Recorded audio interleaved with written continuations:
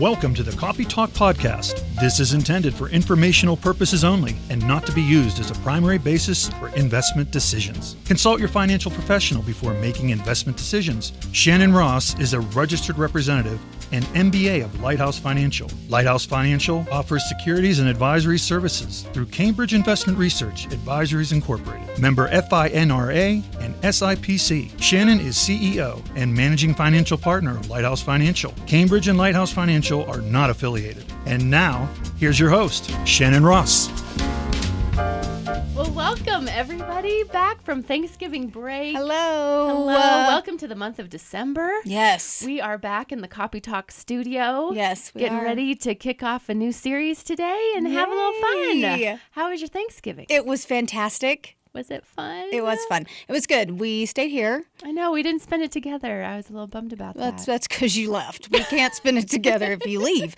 But no, it was fun. It was good. We just hung out and it was chill. My husband, massive kudos to my husband. He made a beef Wellington that was, he's never made one before his whole life. It was unreal. So you went a little not traditional route. We went more the English route. Oh, why am I not Why is that surprised? not surprising?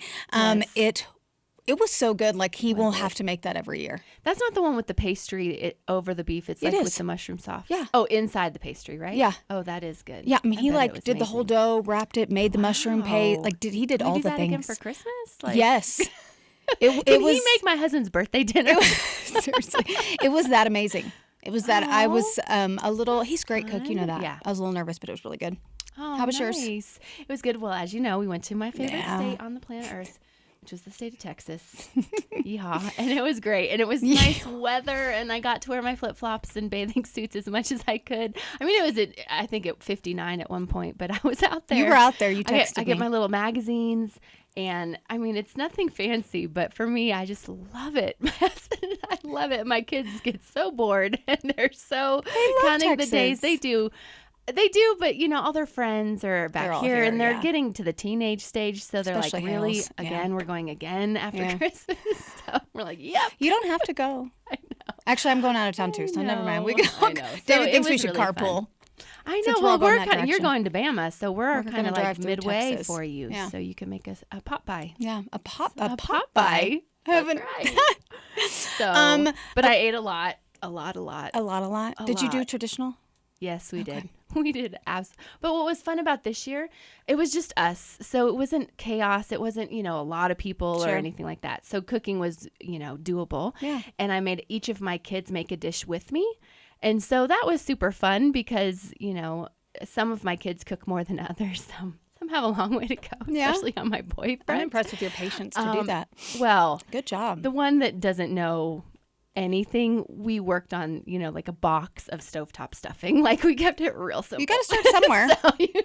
Learn how to read instructions. Yeah. So it was really fun and everything turned out great. And it was Good. a really restful week, which was needed. Good. So Yes. it was good. And now flip the page.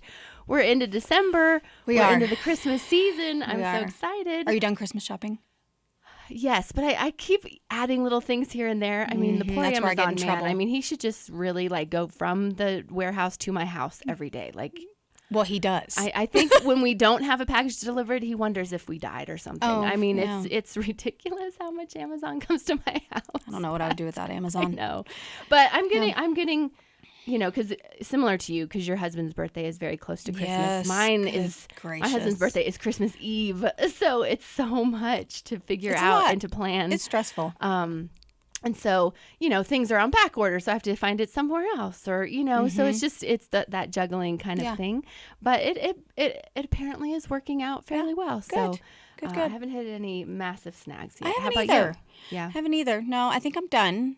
I always say that, and then I keep adding stuff to it. But I think Well, for I the have to most say, part, I mean, this year, because of inflation and costs of goods and things like supply that, chain stuff. I'm trying to prepare my kids. I'm like, it's not about, quantity. It's about if you, I know. and I don't know about your kids out there, but my kids' ticket items keep going. I'm like, what? Who do you think you are? Do you think For you're the this? Rockefellers or something?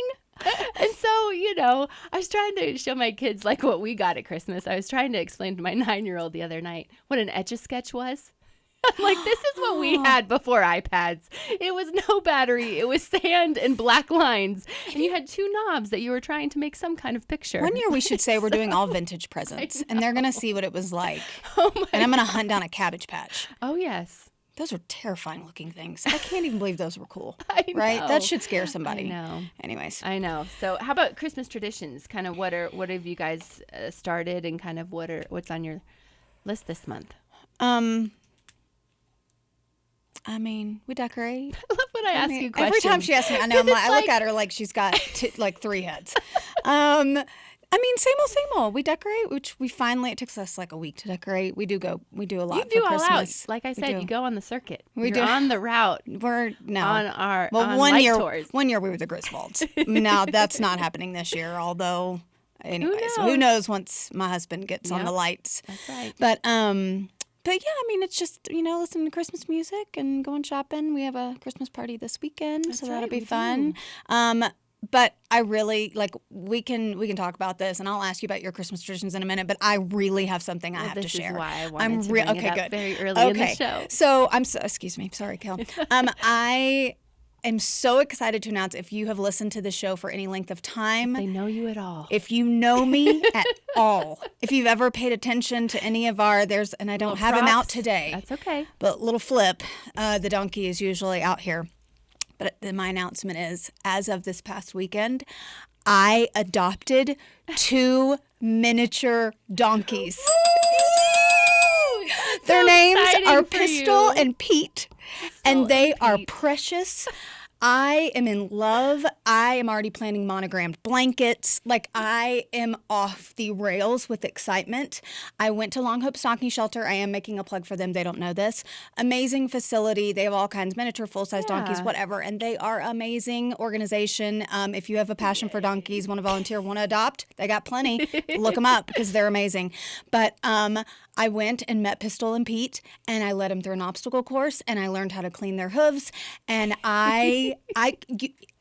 it's. I'm so happy for you. If This is anybody like can see, this is like my dream. decades worth of desire, My gosh. of dreams and hopes. Yeah. Coming to fruition. And they fell in love with me. I'm sure they really didn't, but I believe that You they believe did. they're your new set of twins. They're absolutely they're my babies. Eden's gonna feel a little neglected, I think, for the first couple months. He led Pete through Yeah. his obstacle course. I took Pistol, so I think my husband is like, why did I suggest this? Because it was his suggestion.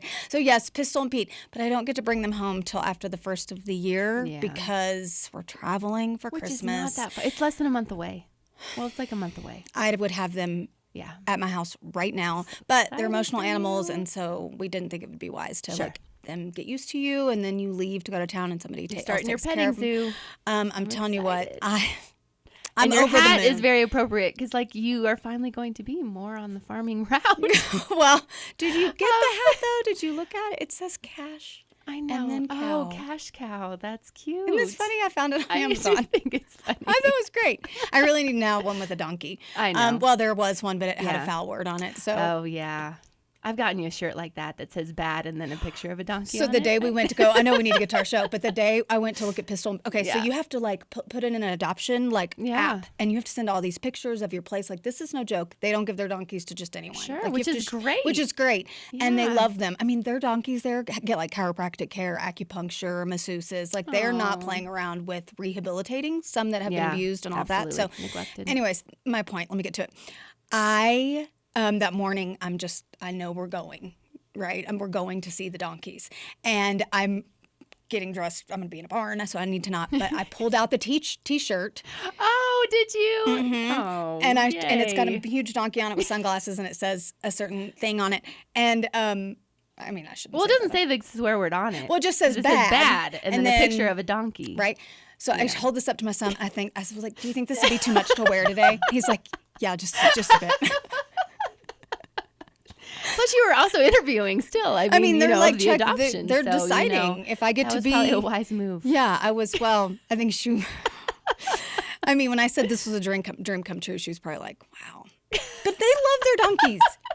Anyways, that's my made big her day news. of how excited you were. I bet not many of their adoptive parents are quite as excited as you were. I wanted 4. I mean, I nearly took a family of 3, a mom and 2 twins, if I hadn't fallen in love with Pete and Pistol so fast, and if my husband hadn't said 2 is Sure. 2's it. Like Hey, 2, because you can't is just adopt amazing. one. Did you know that? They will not let you just adopt one Because unless they need each other. Well, donkeys, especially minis, are better in pairs. But even if you're bond, isn't that what you say? they have bond buddies. Bond buddies. Pete and Pistol have been together their whole lives. awesome. Y'all are going to hear so much about these blasted donkeys. yes, we will. There's going to I'm be excited. pictures. I'm like a new mom. So You that's are like a new and adopted mom. I'm so they come to excited my for like you. below my waist. They're so cute. Yeah. So Awesome. I'm sorry. so I'm happy stop for now. you. Yep, That thanks. and you got your Bama sweatshirt on. You just had a Representing good for week. And SEC fantasy this football. weekend. You're in the playoffs. I mean, you're winning at life right now. I am. That's good. 'Cause you had a rough couple of months here in the middle of That's 2021. true. So I got me some donkeys. Ending on a high note That's for right. you. I got me some Hopefully donkeys. out there, it's going to end on a high note for all of our audience. You know, they can take that mojo and Let me just sprinkle it out there in Copy Talk magical, world. dust on everything. So, Anyways, that well, was my big that's news. exciting. I couldn't That wait. is a big announcement. Because We're Ryan and Kelly excited didn't for know. You knew. I know. And they know my love for donkeys, so I was know. really excited on our to tell website. them. Your bio picture is with a donkey. So Yes. now we'll maybe have to redo that to get your kids in there too. Oh, yeah. So. Oh, Pistol and Pete are going to be on the website. They're kind of going to be like Copy Talk mascots. Oh yeah, Yeah. they should be. Oh well, I'm excited for you. Thanks. Okay, yeah. Well, our next show. No, just kidding. So next week's show- sorry. No, this is great, honestly, because today's show is titled "The Yellow Brick Road." Yes. Were you a Wizard of Oz fan when you were little? Yeah. When I was real little, I was terrified of those flying monkeys. Like, Well, they are terrifying. They But are the movie is terrifying. amazing. I know. I want those red slippers. And that witch, I was terrified. What was the bad witch's name? The Wicked Witch of The the green one. East or Yelp. West? The good one was know. the pink one. Yeah. Which I wanted that dress. Glenda Gilda. Glenda. She was the Yeah, witch. we'll have to do some more Well, we research are on really her, bad. We did not but- prepare for that this morning. No, we but did not. But and it's love not it. about the witches. It's about the Yellow Brick Road. That's right. And so why I entitled this show this is because we're going to have a new multi-part series. We just finished up before our Thanksgiving game that went so well last show. At least it's funny. When I was listening laughed to it, my I was head like, off. I don't know if we ever got the concept of the game even by the end of the show. So, I was but awful at that. anyway. By the end of this, when I watched it, I was like, we really we kept writing stuff down, and then we just show it to each other. I'm like, but that's it was not still fun and funny. Whatever. But We had fun. Before that, we did 7 year-end strategies to grow your wealth. So this we're going to end the year with one of my favorite topics to teach on, to talk about, because of the impact that it has. And the reason why this show is called The Yellow Brick Road is because I have found, both in my life and in so many others that I've been journeying through, this main path has led more people I know to everything they were hoping for in happiness, in health, in relationships, in the work they wanted to do inside themselves, outside themselves. And so the Yellow Brick Road is really a synonym for this path to what we all want. We want a meaningful life. We want a life full of purpose. We want a life full of good things that we can give to others, and we want good things as well. But so the Yellow Brick Road is all around the topic of, can you guess? Generosity. Generosity. Of course. I know. I did some research. I know you did. Yeah. So we're going to talk a lot about generosity over the next few weeks, but not as maybe some of you are thinking. We're going to bring in a little science. We're going to bring in a little statistics. We're going to bring in a little how to give in a way that is actually giving. There's actually a concept out there in a book that I read several years ago that was so good called When Helping Hurts. So it's not just about just giving. It's about giving of yourselves, your time, your talent. It's not just about money. Why you should do it. Why you shouldn't just expect things in return. It's not about what you get out of it, certainly. But it's also how to do it wisely. From just to make sure that the funds you do donate, if you do donate funds, go towards the cause you mean it to, and how to investigate different nonprofits or charities, and just and also, if you're an aggressive giver, what some other programs are out there that you might not even know about. So we're going to take the next few weeks and go through this, but I'm very excited to launch it today. So we're going to kind of talk about the theme of generosity a little bit before we get into the nuts and bolts of it. But I loved this quote from Winston Churchill, which is such a great, a great historical leader. Oh, yeah. We make a living by what we get. We make a life by what we give. Oh, I like that. Which is an interesting concept. Sounds like Winston Churchill. It does, there's nothing, but I love that introductory quote because so much of the world's mentality is about getting, taking, striving, all of the, and the stress that comes with those things can wear you out so fast. And to make some adjustments in all of our lives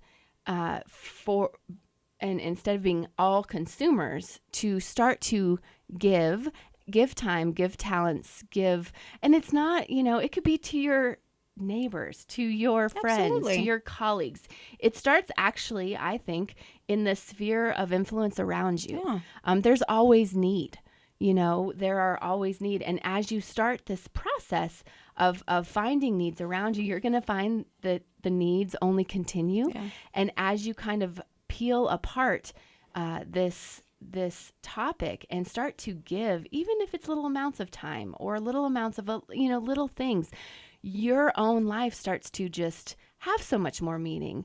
And for me, I've seen stress dissipate more than anything else. Is like your grasp starts to loosen a little bit on trying just to make things happen, or the anxiety that money can bring, or, it's not just all about us. And we've talked a lot about that before on this show, but we're going to get a little bit into the depths of this. And we're going to bring a few studies to kind of introduce this topic. Because everyone's like, sure, it's better to give than receive. And we all kind of say these taglines, but why is it? And is it like scientifically proven that is actually true? And it actually is scientifically proven. Yeah. And so the one I wanted to start with today is out of the University of California.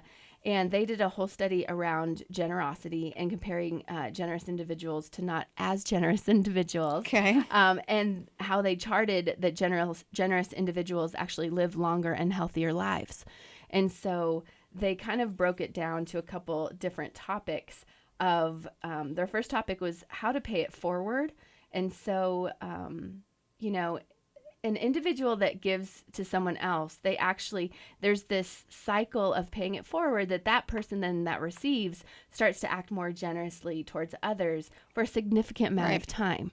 And so, it's kind of like, putting a penny in a well, and it has one ripple, and then the ripples continue to have, a huge impact. Yeah. I think I don't remember this movie. It was maybe in the 90s, the Pay It Forward movie. Oh, yeah, I remember that movie. Yeah. Which was super cute.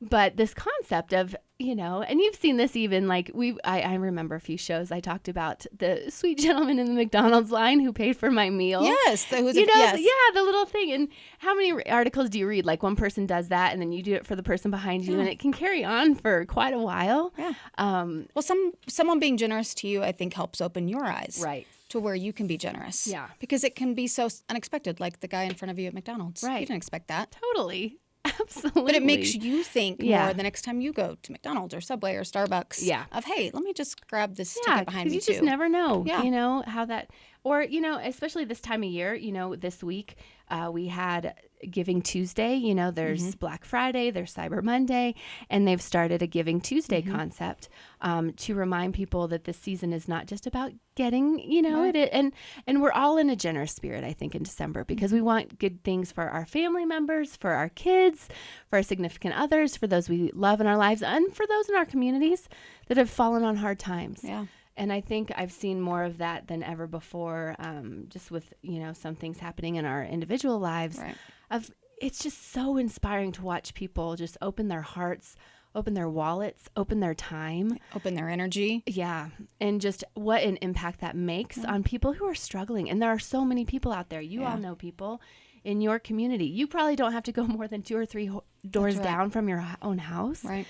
To know someone who has had a rough year, who has had a death in the family, or who's going through a hard time, or have someone who's sick, or they're dealing with an illness, and people, they feel seen when you give,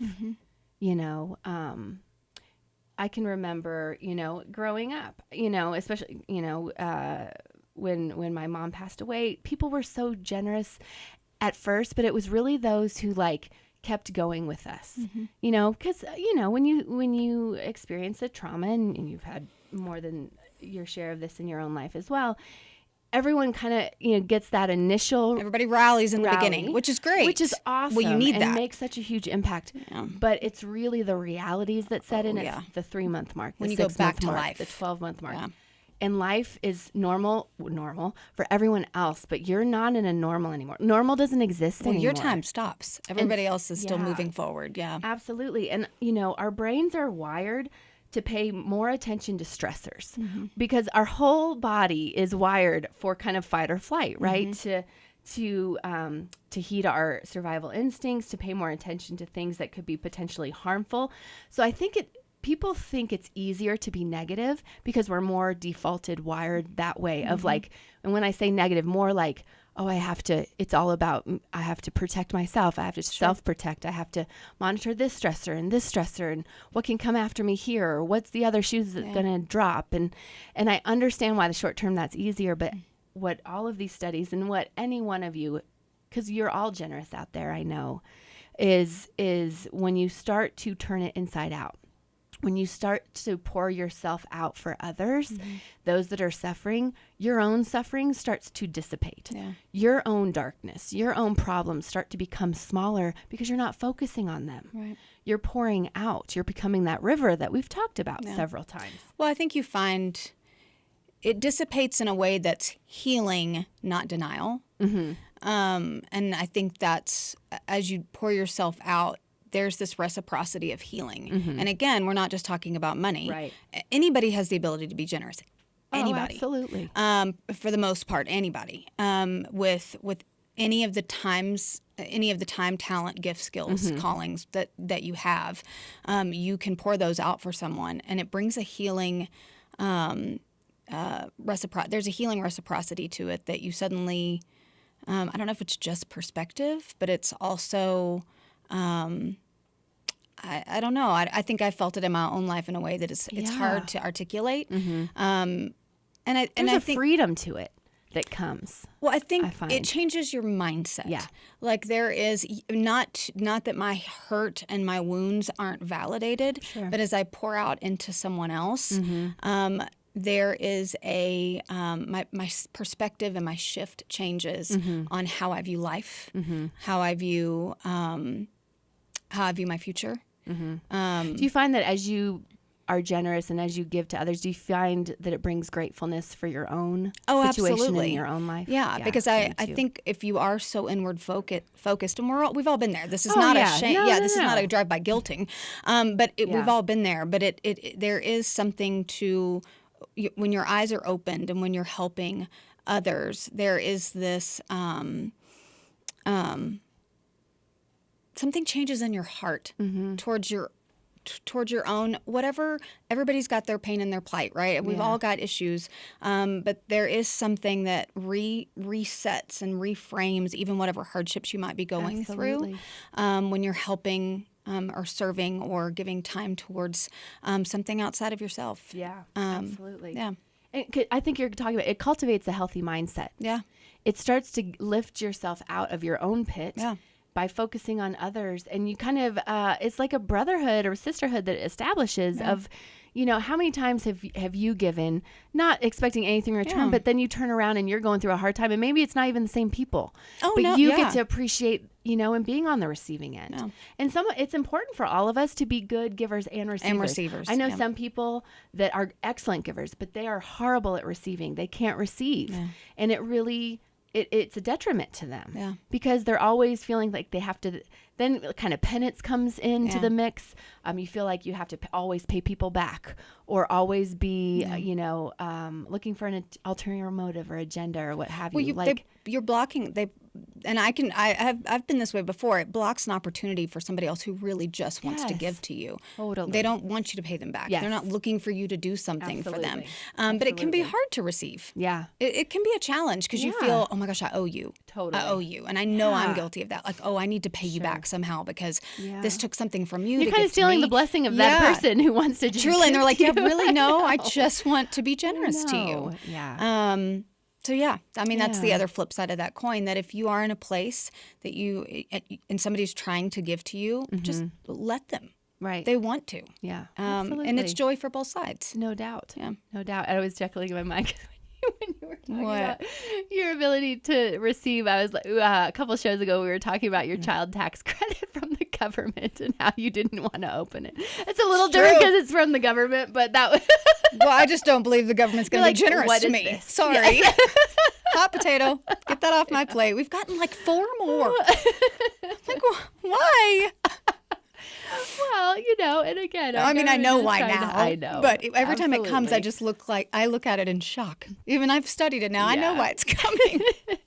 But part of our, I think, responsibility of being good neighbors and for loving others is to show that kindness and generosity. I mean, when someone feels seen, it can change their entire life.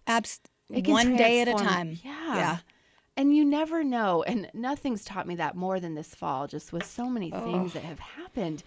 Just, a few doors down, you just don't know.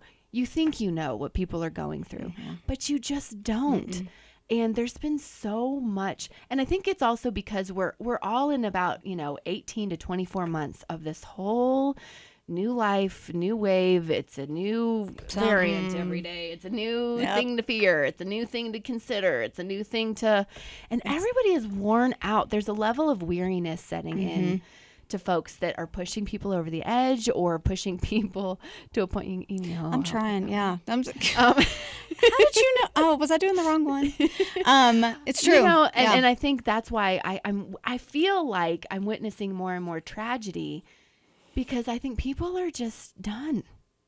Oh, people are done. I think that's what makes worn out and I feel a weariness sometimes in my own life where I'm like, I definitely do. Gosh, like I am worn out. If I have to read about one more potential variant come across the seas, and I'm just like, oh my gosh. Just like when we feel like we might be getting better. Yeah, I feel like it was like the day after Thanksgiving, all of the stuff about Omicron started. I was like, really? Like the day after Thanksgiving, and then the stock market tanked.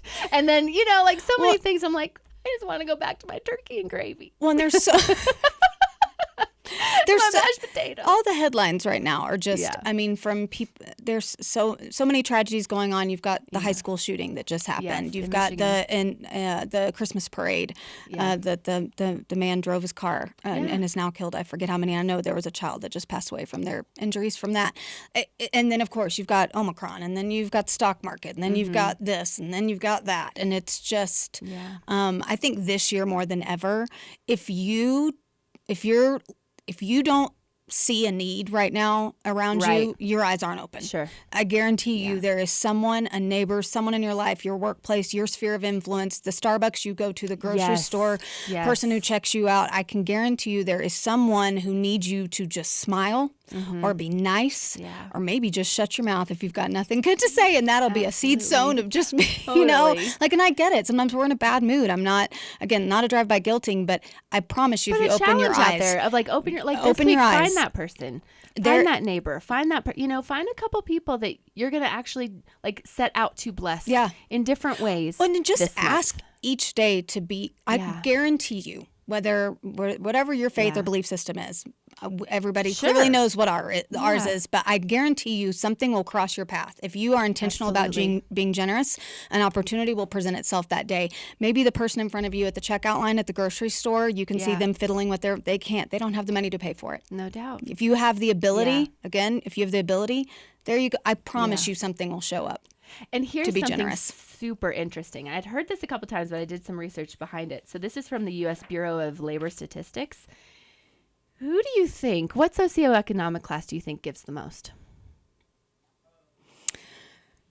Well, What would be okay. your Are we instinct? talking about philanthropy and tax write-off types of stuff to where you can, like charitable No, giving? just giving. I'm just talking about giving. I'm not talking about charities. Okay, I'm talking all right. about giving, just being generous.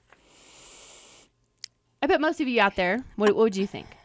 I know you love questions. Well, if there's no prize involved, I'm really not into this. And I'm just kidding. I mean, it wouldn't surprise me if it was the lower to middle class.